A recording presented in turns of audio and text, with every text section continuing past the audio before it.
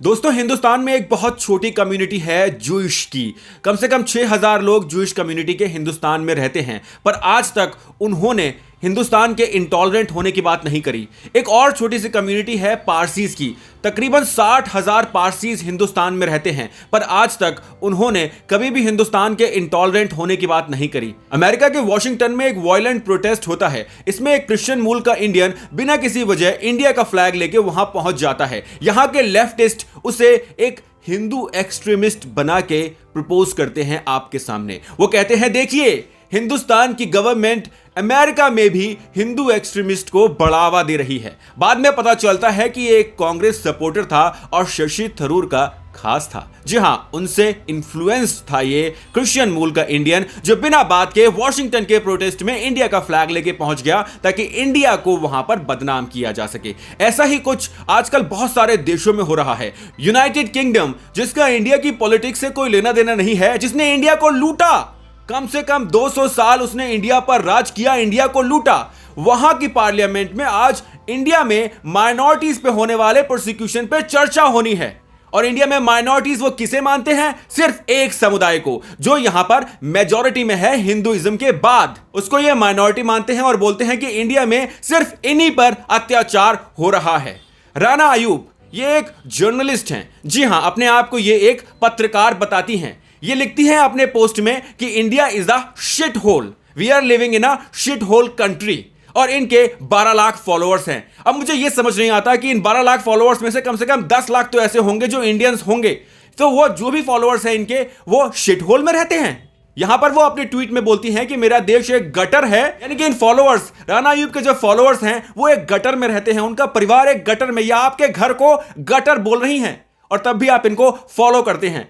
अभी आपको अगर शर्म नहीं आती तो आपको शायद कभी भी शर्म नहीं आएगी। कोई आपके घर को गटर बोल रहा है और आप तब भी उसको मजे से फॉलो कर रहे हैं। नहीं नहीं, ये तो हमारी भगवान है, हमारे बारे में कुछ भी बोले, ये गटर में से खाने को बोलेगी तब भी हम खा लेंगे, लेकिन हम फॉलो इसी को करेंगे। ऐसे भी लोग हैं हमारे देश में। दोस्तों, किसान आंदोलन की आड़ में एक तरह की आग भड़काने की कोशिश की जा रही है। कुछ लोग यहां पर ऐसे हैं जो पंजाब को इंडिया से अलग करना चाहते हैं। मुझे वो लोग एक बात बताएं, अगर बाय चांस पंजाब को इंडिया से अलग कर दिया तो क्या आपको लगता है कि वो अलग रह पाएगा?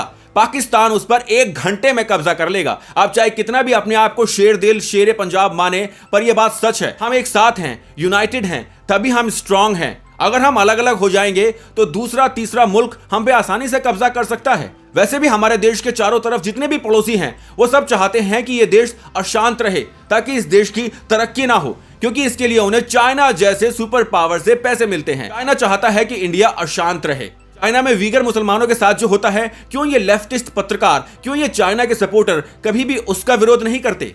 क्योंकि ये चाइना को प्यार करते हैं, जानते हैं कि चाइना इनको सबक सिखा देगा। क्यों यूनाइटेड किंगडम और कनाडा में कभी भी वीगर मुसलमानों पर होने वाले अत्याचारों पर चर्चा नहीं होती?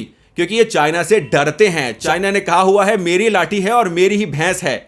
अगर तुमने मेरे खिलाफ कुछ बोला तो तुम्हारे साथ भी वही किया जाएगा जो मैंने जैक मा के साथ किया है। जैक मा को पहले तो जेल में डाल दिया गया क्योंकि वो चाइना के खिलाफ बोले। फिर उनकी जो कंपनी है अलीबाबा, उसे अब नेशनलाइज करने की तैयारी हो रही है। उनकी सारी संपत्ति पे कब्जा कर लिया गया है। यह है चाइना। पर यूनाइटेड किंगडम, कनाडा कभी भी इसके खिलाफ आवाज नहीं उठाएगा, क्योंकि चाइना लाठी से इन दोनों देशों को सबक सिखा सकता है। ट्विटर की भी सुन लीजिए। ये ट्वीट जो खेलते हैं, ट्विटर पे डोनाल्ड ट्रंप को बैन कर दिया गया है। वैसे तो डोनाल्ड ट्रंप को यूट्यूब पर भी बैन कर दिया गया है और कहा गया है कि अगर 1-2 स्ट्राइक्स और आई तो डोनाल्ड ट्रंप को यूट्यूब पर परमानेंटली बैन कर दिया जाएगा। पर यहां पे ट्विटर पर ऐसे बहुत सारे अकाउंट्स हैं जो बैन नहीं किए गए हैं, जबकि उनमें से कुछ ऐसे अकाउंट्स हैं जिन्होंने फ्रेंच पीपल पर होने वाले मैसेकर को सही ठहराया था। ये बोला था कि फ्रांस के लोगों को मारना चाहिए, ये एक खास कम्युनिटी के लोगों का धर्म है। जी हां, ये बोला गया था, लेकिन ट्विटर ने उनको बैन नहीं किया क्योंकि ट्विटर उनके पैर धोकर पीते हैं।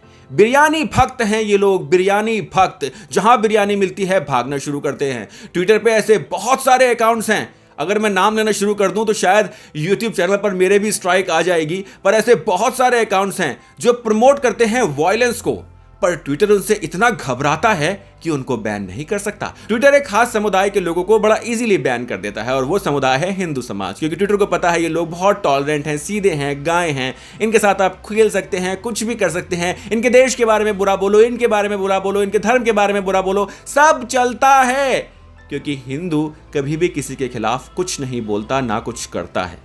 हिंदुओं ने कभी किसी पर राज नहीं किया, हिंदुओं ने कभी किसी पर आक्रमण नहीं किया, हमेशा हिंदुओं पर ही आक्रमण किया गया है, हिंदुओं के खिलाफ ही प्रोपेगेंडा चलाए गए हैं, एजेंडा चलाए जाते हैं। हमेशा यह कहा जाता है कि इनको हिंदुओं से अलग कर दो, उनको हिंदुओं से अलग कर दो। हिंदुस्तान में बहुत सारे धर्म के लोग बिना किसी प्रॉब्लम रहते हैं, हमें कोई दिक्कत नहीं हुई।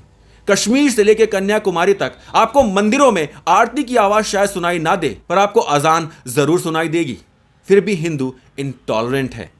हिंदुस्तान का प्रधानमंत्री भरी सभा में यह बोलता है कि हिंदुस्तान के रिसोर्सेज पर सबसे पहला अधिकार यहां के मुस्लिम्स का है, फिर भी हिंदू इंटॉलरेंट है। आंध्र प्रदेश में लगातार मंदिर तोड़े जा रहे हैं, फिर भी हिंदू इंटॉलरेंट है। कश्मीर से कश्मीरी पंडितों को भगा दिया गया, मार दिया गया, फिर भी हिंदू इंटॉलरेंट है। पाकिस्तान लगातार इंडिया के खिलाफ सारे प्रोपेगेंडा चलाता है, जिसमें वो किसी और धर्म के खिलाफ कुछ नहीं बोलता, सिर्फ हिंदुओं के खिलाफ बोलता है, फिर भी हिंदू इंटॉलरेंट है। हिंदुस्तान में दूसरे देशों से लोगों ने आके आक्रमण किया, यहां पर मंदिर तोड़े, उनके नक्शे बदल दिए, हिंदुस्तान की डेमोग्राफी बदलने की कोशिश की गई, फिर भी हिंदू ही इंटॉलरेंट है। पाकिस्तान में हाजरा शिया कम्युनिटी के लोगों को मार दिया गया, इसमें पाकिस्तान ने कहा कि इसमें भी हिंदुस्तान का हाथ है, जबकि इसकी जिम्मेदारी आईएसएस ले चुका है, फिर भी इसमें हिंदुस्तान का हाथ है और हिंदू ही ऐसा समुदाय है जो इंटॉलरेंट है। निकिता तोमर की सरेआम हत्या कर दी गई, कोई भी लेफ्टिस्ट पत्रकार कुछ नहीं बोला, पर किसी लव जिहाद केस में अगर किसी मुस्लिम युवक को शक के बिना पे गिरफ्तार कर लिया जाए तो ये लोग बोलते हैं कि हिंदू इंटॉलरेंट है। कोई भी कानून बनता है हमारे देश में तो उसमें हमारा कितना रोल होता है, क्या करता है उसमें हिंदू? कुछ भी नहीं करता। यह सरकार की जिम्मेदारी है, सरकार करती है और इसको आप लोग भी चुनते हैं। सिर्फ हिंदू नहीं चुनता, आपको भी वोटिंग राइट्स हैं, आप लोग भी चुनते हैं इस सरकार को। तो फिर हिंदुओं को हमेशा इंटॉलरेंट क्यों बताया जाता है? क्योंकि हम लोग बहुत सीधे हैं, क्योंकि हम लोग कुछ बोलते नहीं, क्योंकि हम लोग सहनशील हैं। अब इसका जवाब आप मुझे कमेंट सेक्शन में लिखकर जरूर दीजिएगा, क्योंकि हम तो बहुत टॉलरेंट हैं।